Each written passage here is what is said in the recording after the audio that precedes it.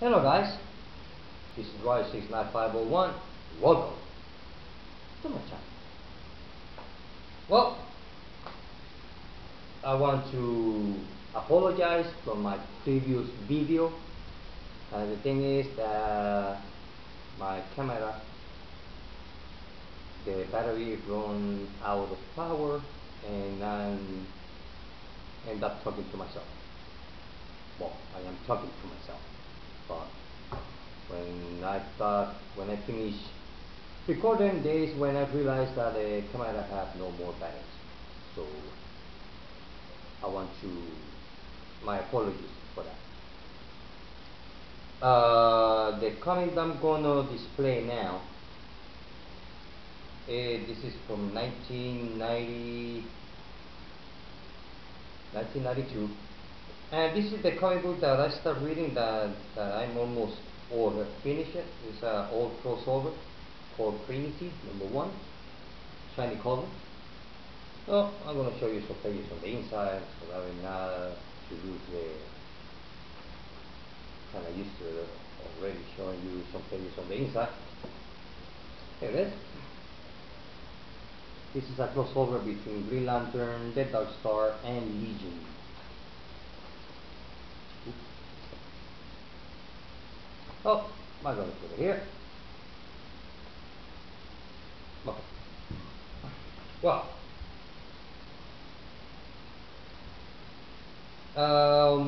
on my last video, I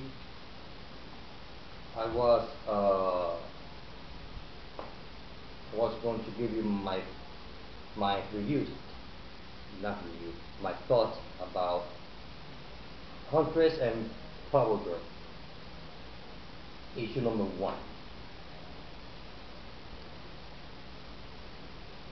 Okay, the cover is a pretty cool. It's a pretty cool cover. So basically, is that kind of like the remember the miniseries that was from Huntress in the beginning of the new 52? I think it was a 6-issue miniseries. Well, where that miniseries finished, this one kind of continued. I cannot say it is directly or indirectly, but kind of. I mean, if you read that miniseries, you can tell that this is kind of like the continuation of that miniseries. Well, the thing is that, oh, the art is great. I love the art. Look at that art. Look at that. Look at that. Now this is a great art. If I'm on the page here, look at this one here. Oops. Look at that.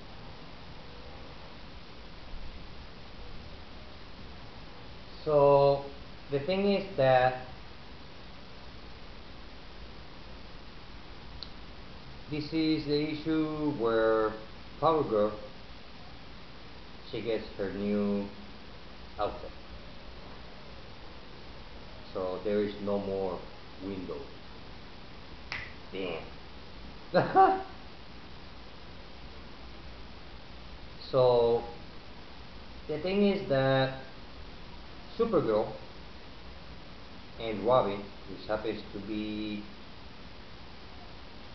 Bruce Wayne's daughter, is not a boy anymore. Now it happens to be a woman. Now he has a daughter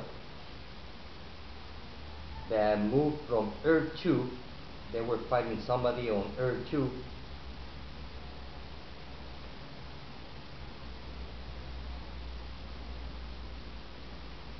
And they were stuck into kind of like into a boom tube. Although it says here 5 years ago on Earth 2. As you can see here, I'm going to show you the page. Here it is. This is where they get sucked into a boom tube. And from Earth 2, they land on our Earth or current universe. I don't know if that makes any sense. So instead of Huntress and Power Girl go to the Earth 2, we got two characters from Earth 2 coming to this dimension. So it's kind of confusing though, because or is that I understood it wrong?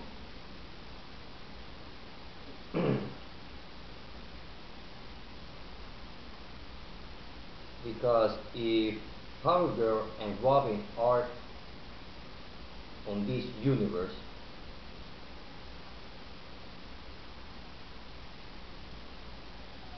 eventually, sooner or later, we're gonna find that Robin is gonna see, eventually is gonna see Damien, which they happen to be like brothers from a different dimension. So I don't know how they gonna fit that on this Earth.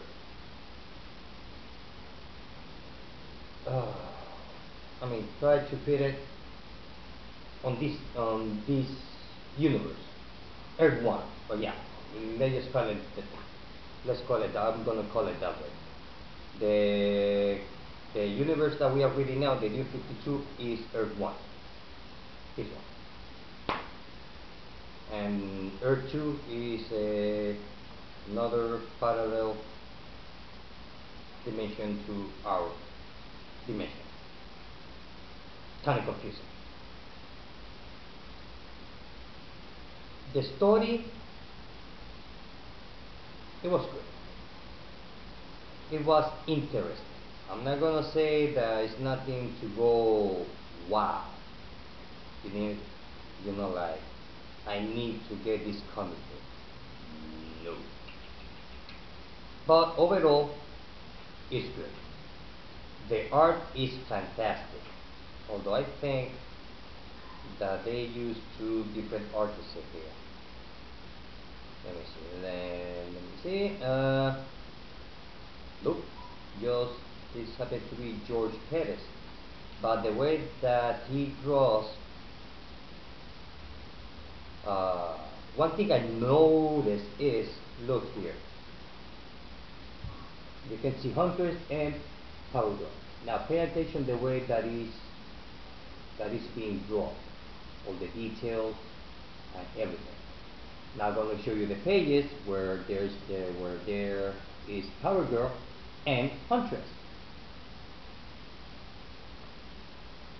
I mean Robin. Supergirl and Robin. Look how different the art is. This one to this one, which I found it very curious. Like, well, why? I don't know if they are doing it kind of like to separate the two universe, or to separate the four different characters. So I don't know. So unless that Supergirl and Robin, they bond together with Huntress and Power Girl, which I don't think so, because on the story it doesn't say anything like that. I mean, it was a little bit confusing. Maybe some of you can explain a little bit more simple, because I read it, but I don't know how they're gonna fit Supergirl and Robin to this universe when there is a Robin now, which is a boy, but we already have a Supergirl. I don't know how they're gonna fit in. That's the only confusing that I see it. Now, one thing I'm gonna say that I'm gonna buy issue number 2 and issue number 3 because I'm curious about how they're gonna fit all that here, unless that this specific title is something between Earth 1 and Earth 2, and they put that like in between of the two universe. I don't know. I don't know. But the story was good. The art is fantastic. Well, it's done by George Perez. So I'm gonna give this 3 out of 5. Yep, 3 out of 5. If some of you have read issue number 2 and number 3 and can explain a little bit better, hey, I will appreciate it. I don't mind spoilers, believe me. Excuse me. So the other one is Animal Man number 9 and Animal Man Annual number 1. Well, in number 9, well, we continue that he's still traveling with his family, that he's want to find out, in search for something. But here, he went into the core of the red. Let's call it the red universe. So in here, he gets to meet supposedly the main guy of the red universe. I don't know what all the name to call it. So they were talking, and he said that, well, everybody is being red, why he's being choose, and so on and so forth. Basically, it's more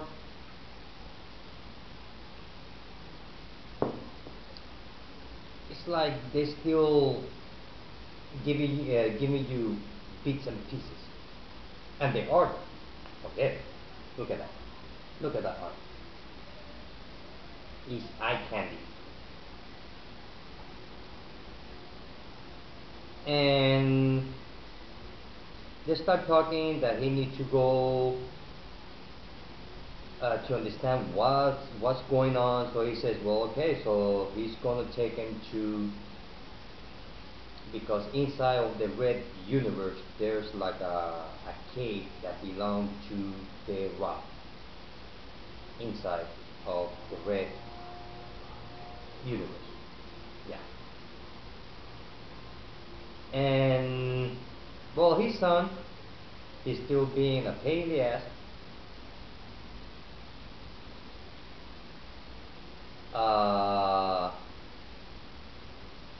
It's not much to talk about, you know. He finally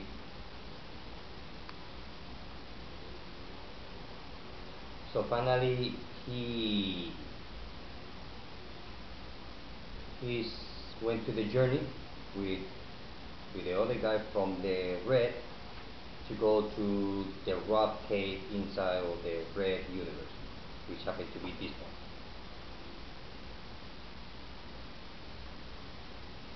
And the issue finished when, which I believe is Constantine. They met Animal Man's wife and his son, and says here next Justice League Dark. So I don't have Justice League Dark issue number 9.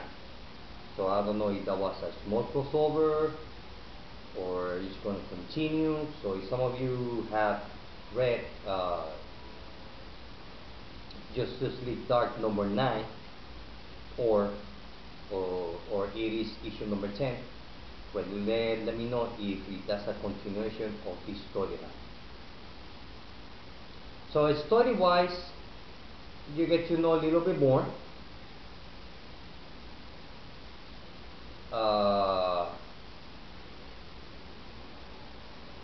And that's about it. Not much to say. Overall, from issue number 1 to issue number 9, it's been excellent. So I'm gonna give him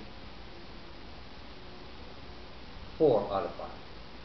Yeah, I'm gonna give it 4 out of 5. It was okay issue. Nothing big happened.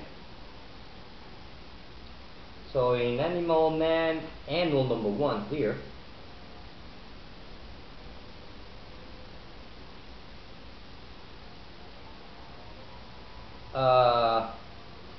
the whole issue goes that I forgot her name, Animal Man's little daughter. He only got one anyway. He goes to the woods with the cat. And they start talking, and the cat starts telling her a story about the red, the green, and the rock. And I believe, if I'm not mistaken, that the story that he's telling to her is the life of Animal Man when he was a kid. Kind of like where everything begins. And this is when, if it is him, this is when, for the first time, Swamp Thing meets, we get to meet Animal Man. Actually, Swamp Thing saved his life, as you can see here.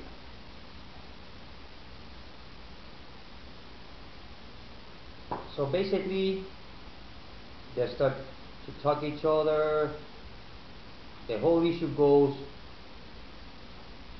about Swamp Thing talking to him about what is the red, the green, and all that. But I believe that the main character of this issue happens to be Animal Man when he was a kid or a teenager.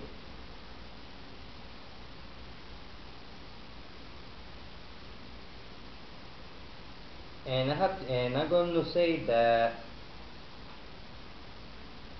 I mean, talking about Animal Man's father.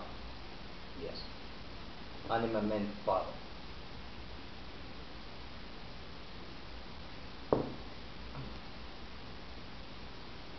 If I'm not mistaken.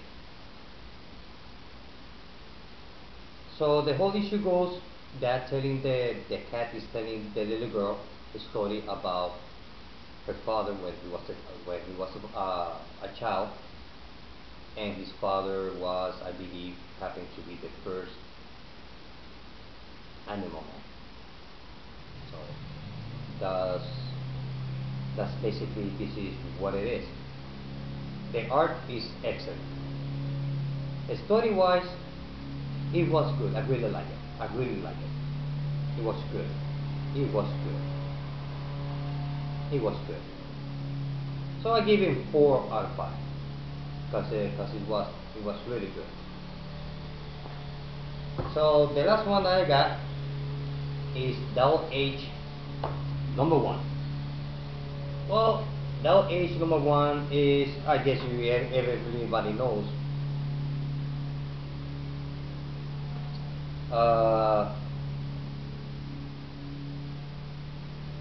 I don't know why they never put the title as Vertigo, because for me it looks like it's done more to be a Vertigo comic book than just a regular, than to be in the dark family books. Oh, I guess that they know why. Story wise, it was fun. Something different.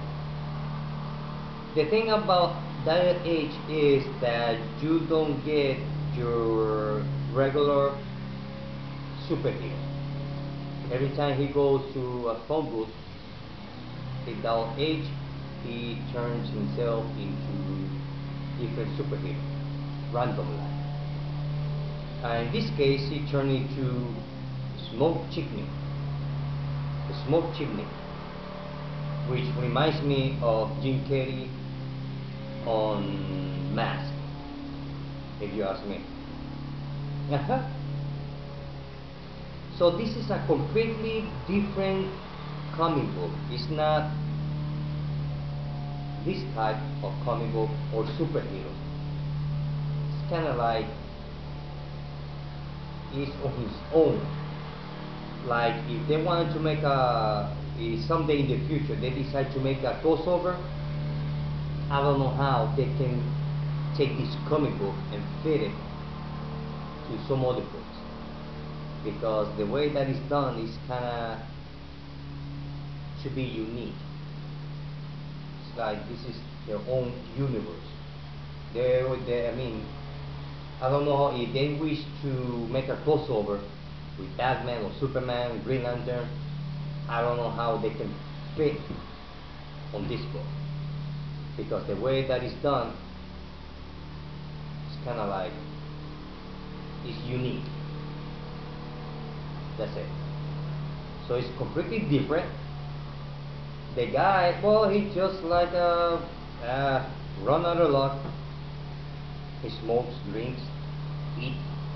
He's under depression. He has no job, no girlfriend, no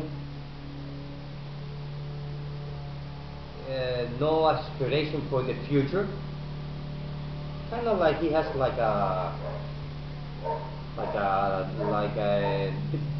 death wish, kind of. So he go to save somebody, and he turned into smoke chimney. So if you're not reading this comic book, but you're kind of curious, be advised.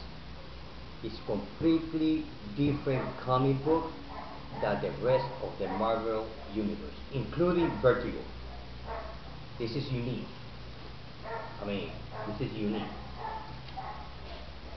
And the story, I really like it. It was really good. Little bit confusing. You kind of like, okay, what happened? What just happened? But other than that, it was good. I really like it. I'm looking forward to issue number 2 and number 3 and so on and so forth. I'm going to show you some pages on the inside, which I forgot.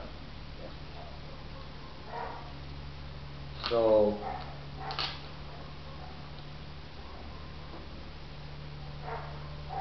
and I like, and the art is really nice.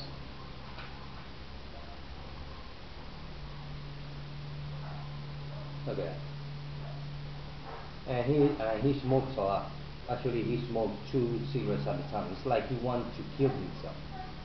It's like he doesn't have the valor to kill himself, like by hanging or shooting himself. So he wants to have like a slow death, maybe heart attack or cancer that will eat him up in 2 days, or something like that. This is smoke chimney, which reminds me of Jim Carrey of the movie Mask. Kind of the same personality, crazy, smart aleck, and all that. And I like his hat. Smoke chimney hat is about 4 feet tall, 5 feet. I'm not kidding. Look, it takes the whole page. It's not the end of it yet. So I guess that that hat will go all the way up to here. I guess that the hat happens to be his kind of like a chimney. So, like I said, the story is completely different. The art sometimes get like too confusing. Like here, well, although it's good, but it's kind of like too much stuff in one panel. And when you see the whole page, you are like, okay, where's everything here? It's like you can see everything, but you cannot see nothing at the same time. Kind of like that. So this is done by Mateus Santoluco. So, like I said before, you're thinking, if you're curious about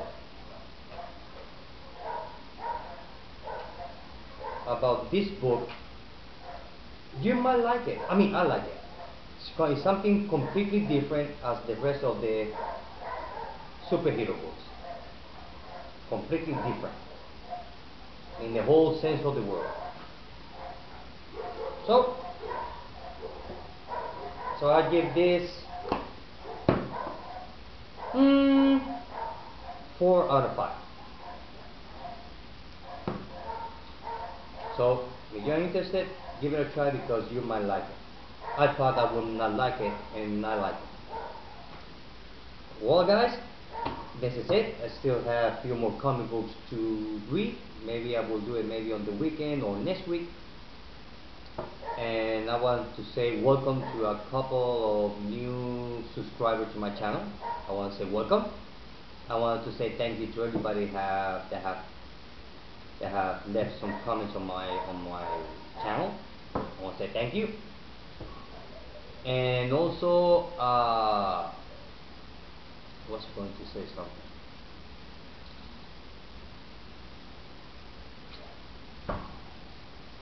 I forgot. Wow.